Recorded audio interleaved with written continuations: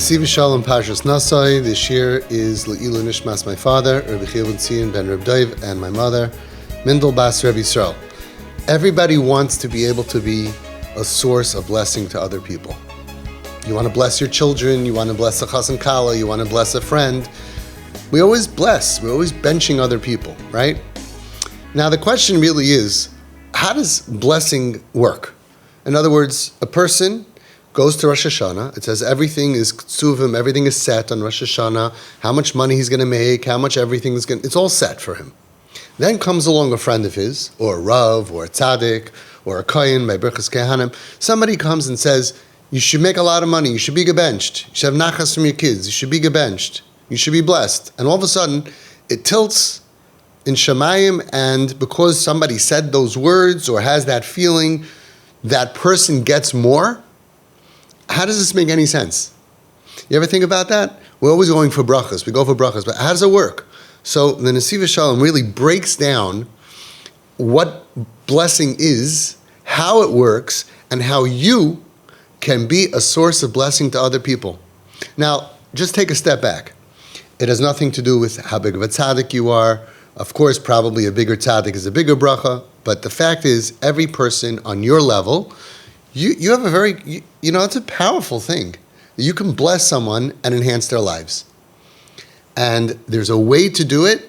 There's a tool that increases your ability to do it. And that's a very cool thing to have, to be a source of blessing. Avraham Avinu was a source of blessing. It says whoever touched Avraham Avinu was blessed. His radiance, his shine, his vibe was so great. His energy was so great. Called Haroya Avraham Avinu Mizbarech. Even whoever saw him became benched. You imagine the power that a person has. So you can be that person. You can be that person for your friends, for your family, isn't it cool? It's a power, it's a superpower. But it is a spiritual superpower that really doesn't make any sense. In this world, if you don't believe in Hashem, and if you don't believe in spirituality, and you just think that this is all Big Bang, how does telling somebody, I bless you, that you should, what does it mean? What does it do for that person? Nothing.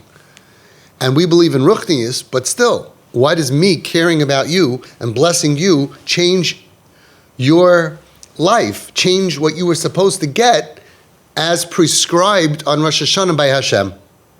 So I think that in addition to learning Torah, I think it's a very cool concept. And that's why we're going to learn it today. How you can be a source of bracha to the world, to anybody you want. Now, he brings down the following. We have a problem, a fundamental problem. Every bracha that we make goes like this. Baruch atah Hashem, blessed are you Hashem, Elokeinu melech ha'olam, Lord of the universe, King of the universe, Asher kedishanu b'mitzvaysav, you commanded us with your mitzvahs, with your command. You made us holy with your commandments. Vitzivanu, and you commanded us to blah blah blah. Lahalik ner shel Shabbos, al natilas yadayim, al mitzvahs tzitzis. That's the prescription. That's the set way that brachas work. All of a sudden, we have something called Birchas Kehanim. The Kehanim get up, and they're going to give a bracha to Klal Yisrael, to the people, right? And they say, Baruch atah Hashem, good. Elokeinu melech ha'olam, good. Asher kedishanu we stick something in the middle. Asher kedishanu b'ktushasoi shel Aaron, with the holiness of Aaron. What does that mean? Where is that coming in? Why are we sticking in words?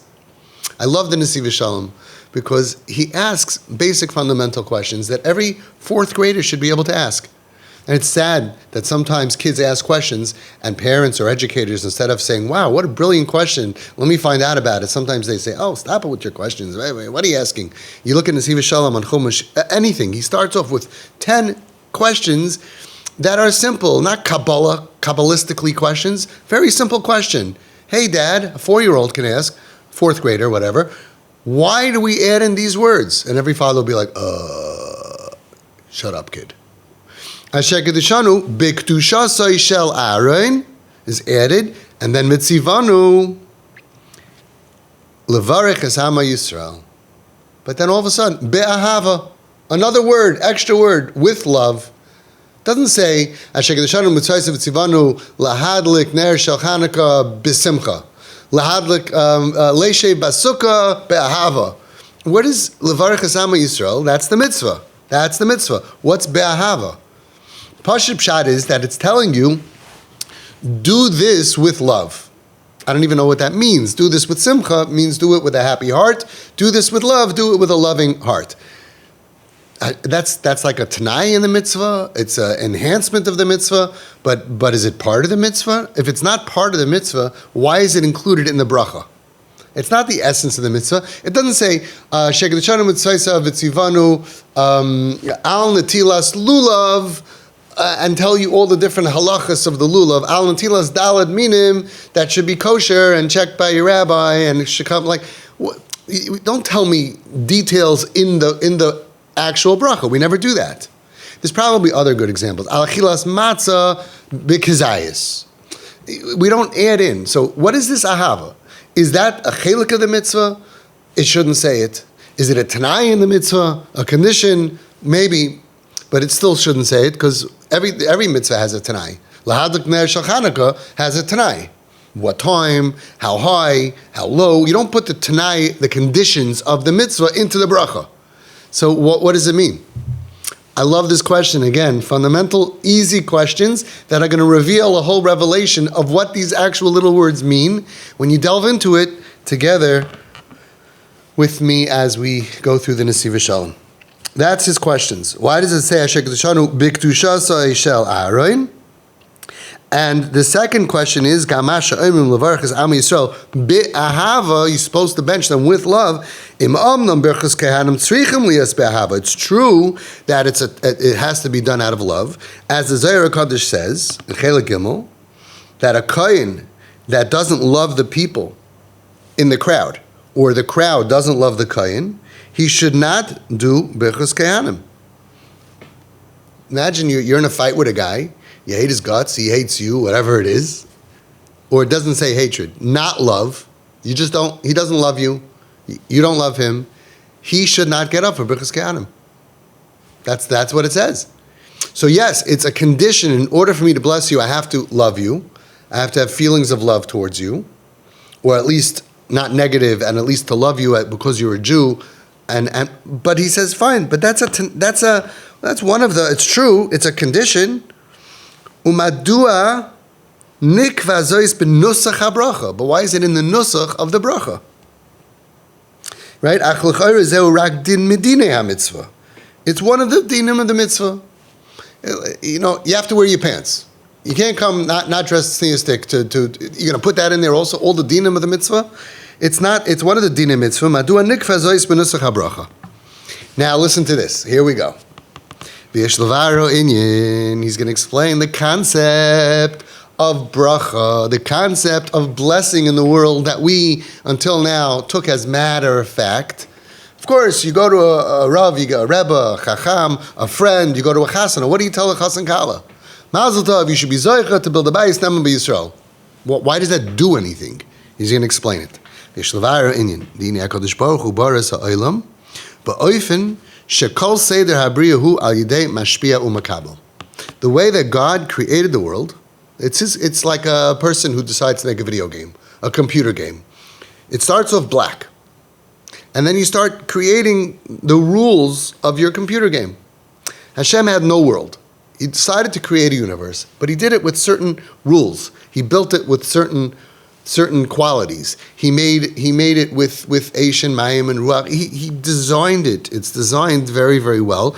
And there's a natural order to the world that he created. And that's that every single thing has to come from a mashpia and a makabel. Something is giving and the other thing is receiving. Just like the creation of a person comes from the parents, or a man and a woman, one is giving and the other one is receiving. Mashpia and a makabel creates a person, and all living creatures, the same system. Why does it have to be that way? Because everything that's created and everything in the world that has shefa, that has life, and that has sustenance is done the same way. All the things that are flowers, gardens, Ki yadua al yidei mashpia makabel. There's also something is being mashpia into the ground. Hageshem v'hashemesh. There's rain and there's sun. Heim bechinis mashpia. They are being mashpia. They're giving over shefa. There's a better word for it. I can't think of it right now. They are giving over from their energy. Ve'ha'aretz, and the land mekabelas is receiving. V'alidei zeh mitzmicha. And that's how the seed can grow. Ve'akesher b'chol habruim. This is already Kabbalistic. We would have no way of knowing this. But the kesher, the connection between all of the creations in the world, bein hamashpia v'hamakabel, we said that in order for anything to happen, there has to be a mashpia and a makabel. But what connects them? The connection between them is al yidei midas ahava, through the midah, the trait of love. Everything in the world, the man and the woman who make a child, they're connecting. He's a mashpia, she's a makabel. What's the connection? Love. Now, I wouldn't know this about the sun and the rain, that their connection to the ground that's very far away from them, and it's really nothing personal. It's just kind of what we do. We're just sunny and we're just rainy. But yet, he's saying, and this is Kabbalistically, that it is midas ahava. Uvechlal HaKosov, and this goes into the pasuk that says in Tehillim, Ki Amarti, Hashem says, I said, Olam Chesed Yiboneh. Hashem gave us a little bit of a clue to the recipe that He created the world with something called Chesed. What is Chesed? Graciousness. Chesed. Chesed is what you do for something or someone that they don't earn it. They don't deserve it. If you work and you're supposed to get paid $1,000 a week and you get paid, that's not Chesed. Chesed is extra. Chesed is above and beyond. Hashem says, I created, when I made this computer program called Earth, Project World, which has a 6,000 year, that's the timeline of it. And then I created all these different things in the universe, and I created this, let's make them warm.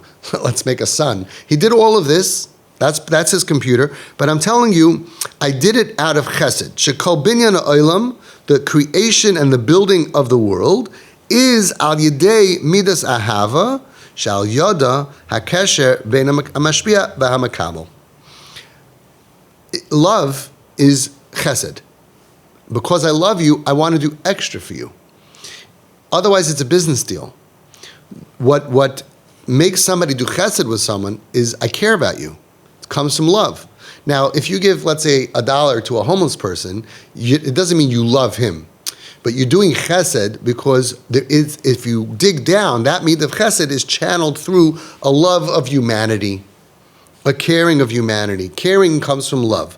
So sometimes we think of love as a romantic love, which it is, a parental love to a child, which is unconditional and unbreakable, which is true. But every little thing that you do for somebody that's extra, it's coming from a shirish of love that's watered down because you don't know them, but they're a human or they're a Jew. We're very charitable to people who are Jewish because we feel connected. We're a family, a family member. Maybe it's a second cousin, and they grew up in a different country, so there's no relationship love between you and them, and yet you'll want to, if you find out that they need money, you'll give more than to a stranger because there's the love is stronger. That's the basis of everything.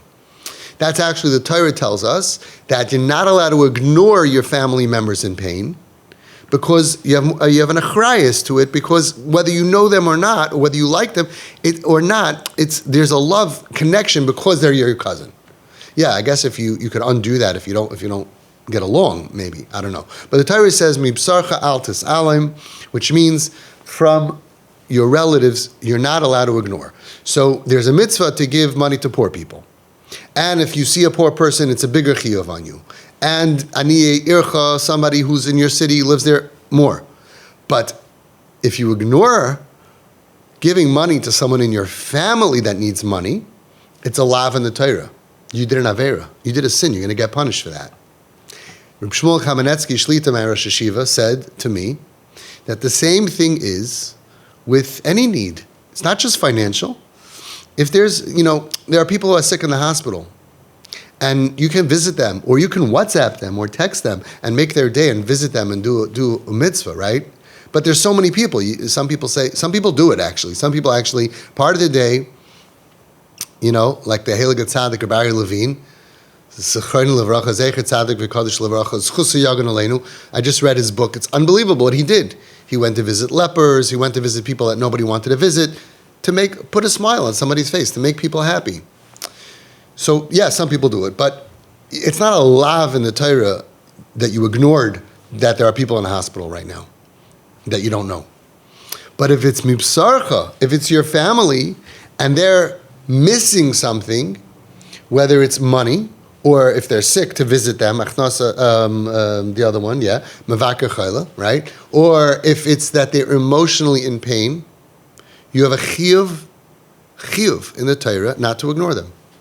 You know that they're depressed or they're going through a hard time, and you don't make contact with them. You feel uncomfortable.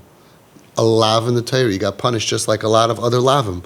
Other lavim, at least you get some pleasure from. You can say, I enjoyed this avera. What enjoyment do you have by just ignoring the plight of your relatives? Anything. If they need money, they're making chasana, bar mitzvah, they have a problem at home, they need money, they need help, they need cooking, and you ignore your family, mibsarcha al tasalam, it's a lav in the Torah. Very, very frightening. We have to really be super careful. Anyway, the bottom line is that the world was created through love. So there's super love, and then there's other things where you care about, or you should care about, or you must care about, but the care is coming from love. Not coming from hate, it's coming from love. And that's the way the world was created, that love connects the mashpia and the makabel, and that's what makes things grow. Again, we would never be able to understand that the connection that's connecting the sun and the rain to the earth to create a tree or a flower or grass, that's love. So we're just gonna go with him that he understood that that's part of the way the world works. But certainly we do understand physically that he's right, that we could understand that the connection to create a child is supposed to be an attraction. Maybe hopefully it's love. But even if it's not love, it's not hate. It's coming from some kind of a connection between them that connects them, mashpia and the makabel. Kumoi be'inyan agashmiyim. Just like by physical in the world, that everything is built up and sustained and created through mashpia makabel, which is through connection of ahava. Kach, gam, kain, gam, also ha'anyanim haruchniim, spiritual concepts, heim rak al yedei mashpia u'makabel. Also, any growth that's happening spiritually is through a mashpia, a giver, and a makabel, and a receiver. V'efsher lo la'adam lakabel shum hasaga. Listen to these words.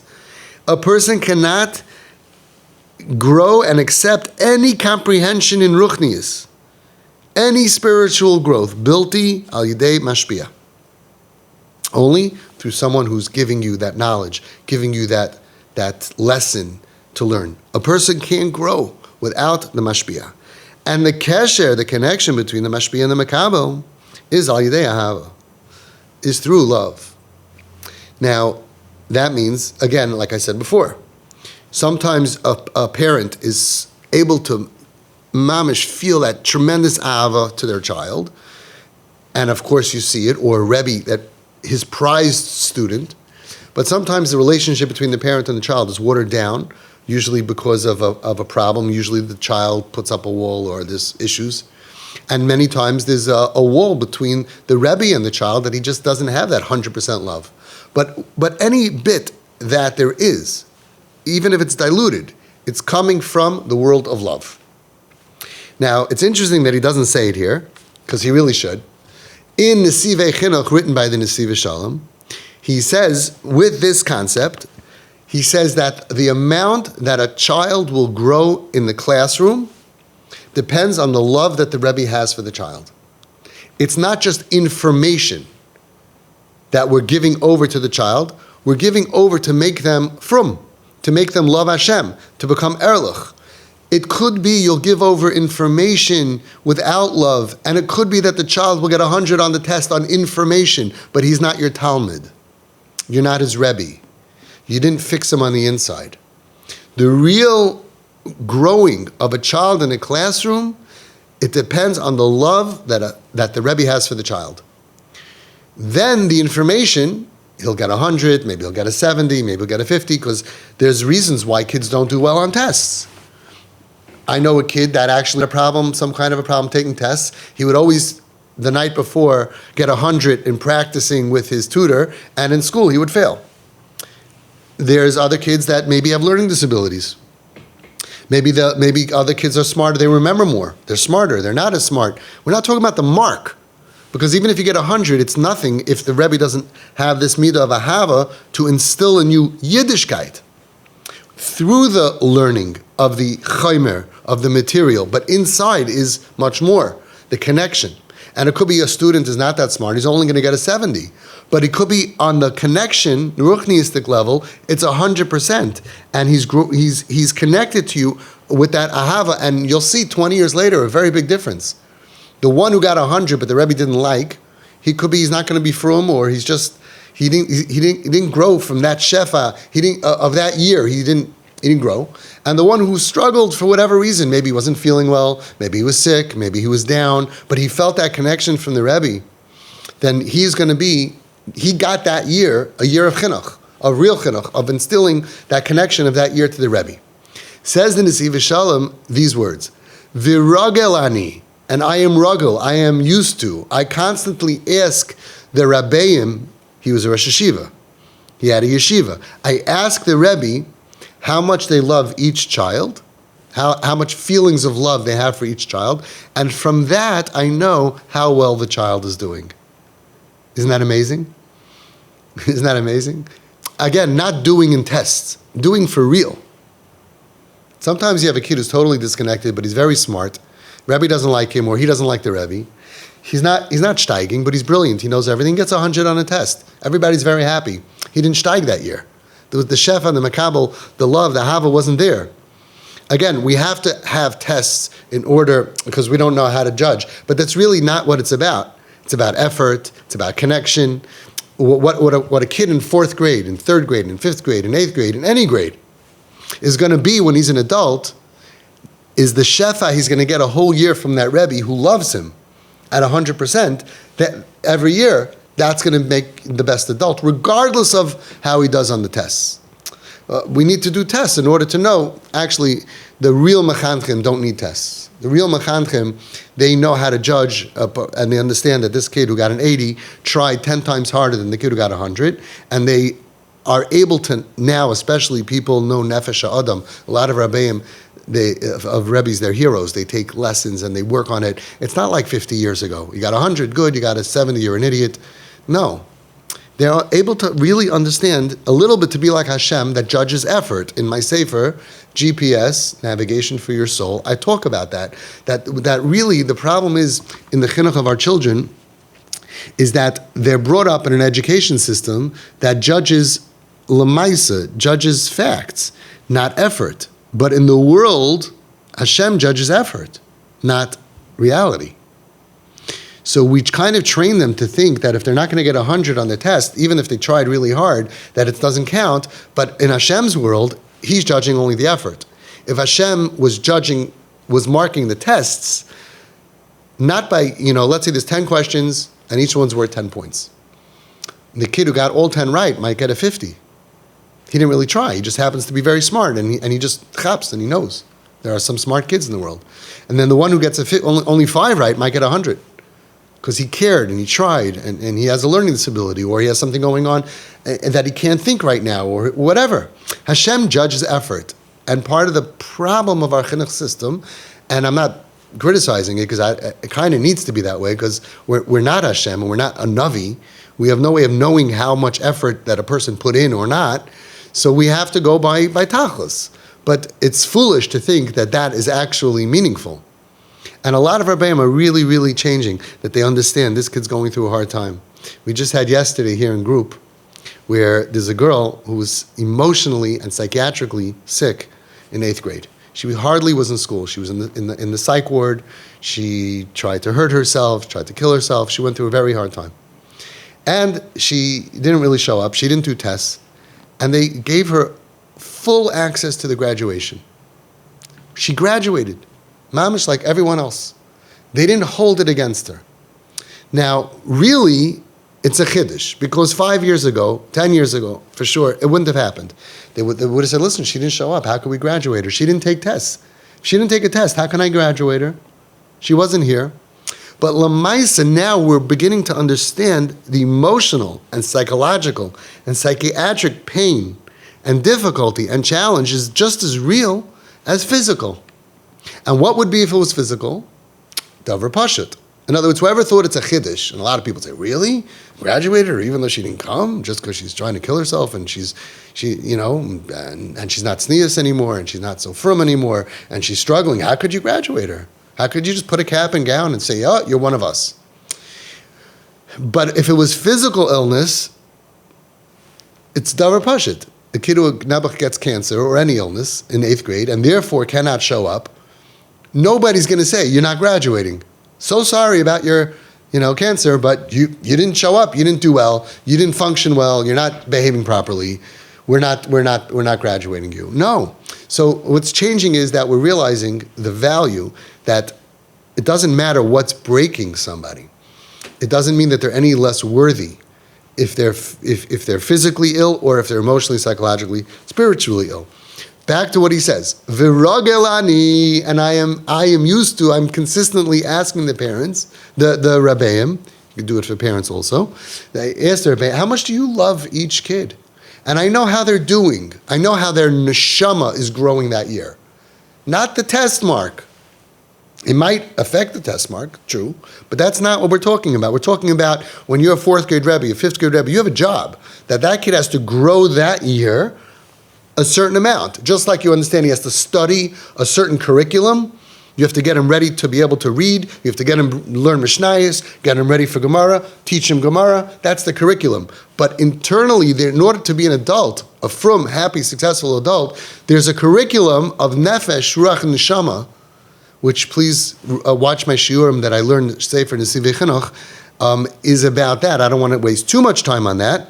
I don't mean waste, I think it's important, but we'll get back to this, what we're saying. So he says, I could tell if the Rebbe's being mashpia properly on this kid, and he's a makabel, based on how much the Rebbe loves the child. This is the concept of Amshachas HaBracha.